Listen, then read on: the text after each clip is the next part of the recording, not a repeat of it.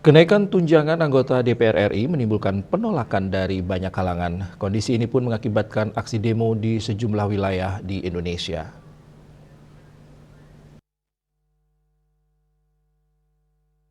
Menyikapi hal tersebut, Ekonom Jero Gede Sudibyo menyatakan bahwa semestinya DPR lebih berempati kepada masyarakat. Di sisi lain, angka kemiskinan di Indonesia semakin meluas. Dari data BPS disebutkan bahwa dalam 5 tahun terakhir, 10 juta kelompok kelas menengah terjun menjadi kelompok masyarakat yang rentan miskin. Hal ini tentu memberikan gambaran bahwa bagaimana beratnya ketimpangan pendapatan yang terjadi di Indonesia. Dengan tunjangan gaji yang begitu fantastik diterima oleh DPR RI, tidak salah kemudian masyarakat menuntut agar DPR dibubarkan.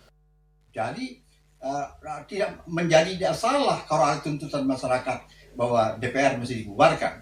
Ya, demo besar yang sedang berlangsung di Jakarta semestinya membuat DPR sebagai orang per orang dan lembaga melakukan koreksi diri. Publik sudah tentu menunggu dengan pendapatan yang besar, 230 juta per orang, ya sudah tentu menunggu langkah-langkah konstitusi yang dimiliki oleh DPR. Pertama, anggaran. Sudah tentu anggaran APBN lebih memihak pro rakyat. Kedua, legislasi.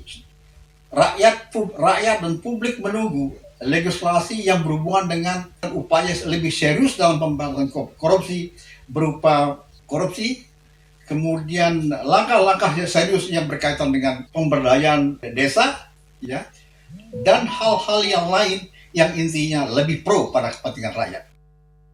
Demo yang terjadi di sejumlah wilayah mestinya menjadi momentum bagi DPR untuk melakukan koreksi diri dan kembali pada semangat reformasi. Andika, Bali TV.